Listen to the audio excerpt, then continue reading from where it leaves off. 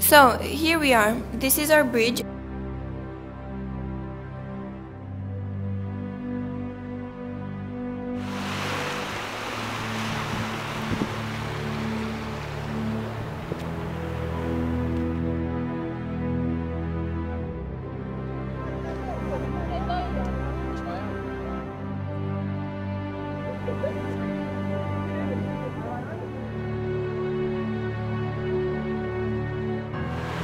And these are our troubled waters.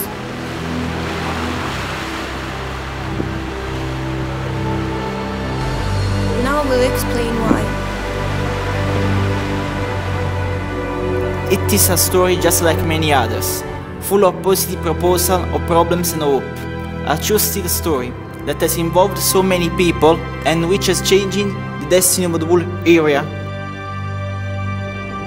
It is a story which still has no definite ending, and which nurtures thousands of projects. Will they materialize and become a reality? One thing is certain, when faced with a panorama like that of Bagnoli, it is difficult to give up hope.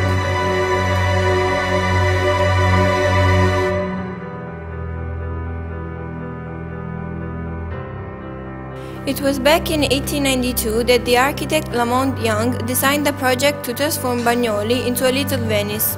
It was a great opportunity for the town, a new tourist port, just like the ancient Romans had imagined.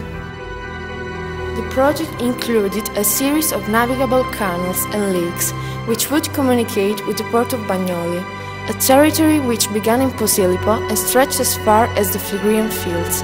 The project focused on the scenic beauty of the area and culminated in an impressive seaside resort with thermal baths all on a European scale. However, just at the time when the interest in this project was at its highest, the area became a site for the industrial development, which was to have a devastating effect on its surrounding environment.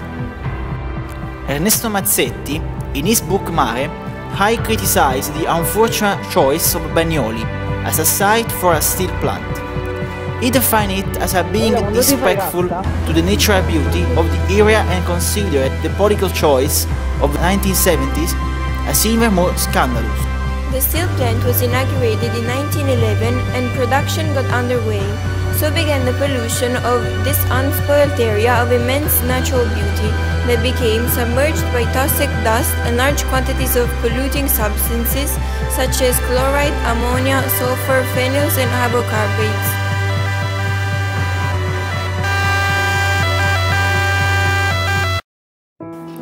Ignoring the most elementary rules for the protection of public health and environment and violating every kind of law in order to enlarge the steel plant, they even succeeded in building council houses on the site during the 1930s. The residents were allowed to live there.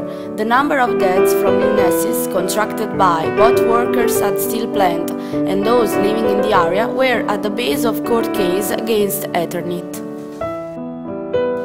However, the slow and complicated process of Neapolitan bureaucracy resulted in the case expiring. In contrast, a similar case on behalf of dead workers from Eternit in Turin condemned the accused to 16 years imprisonment for failing to protect their workers from the hazard of the industry. Therefore, the citizens of Bagnoli, to add to their tragedy, have been treated as second-class citizens.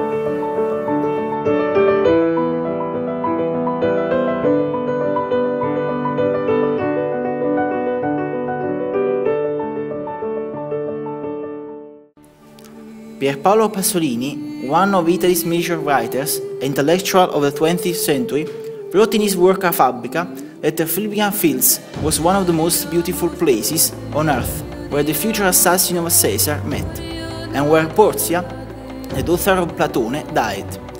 In this same place, he says that the embers had become the waste of blast furnaces. He said that the story of Italy's cedar was one to be told with the aim to help Neapolitans escape from the tragedy of poverty. In 1972, the town council finally approved a new plan which provided for the gradual dismantling of the steel plant, allotting 30% of the total area to public parkland which was to be equipped with tourist facilities. However, the steel plant was not finally closed until 1993, leaving a desert of pollution of 300 hectares. Moreover, by slowing down the whole process, these companies squandered large amounts of public money. Bagnoli was mortified once again when it was excluded from holding the America's Cup World Series due to maritime pollution. On this occasion, the race was moved to the stretch of sea by Via Caracciolo near the public gardens.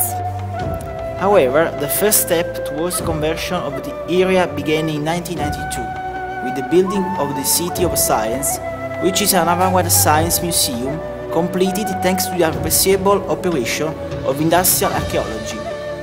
Since 2002, a plan has been in progress for the conversion of area trusted to Bagnoli Futura SPA, which involves the construction of a futuristic health center already functioning, an urban park, a sport park and aquarium, including in the redevelopment project of the Via Coroglio Esplanade, where bathing will once more be possible. We can find our bridge, the North Pier, which in the past was used for mooring cargo ships. So, finally the circle has closed, and it seems that this enchanting place can return to its original beauty. Now the dream is to succeed in restoring value to this area. It will probably need more than the century taken to destroy it, but the bridge keeps our hopes alive and makes us all the more determined to never again be the slaves of a short-sighted political policy, driven by individual interests. Our bridge is our trampoline, our launch towards a pluralist and European mentality.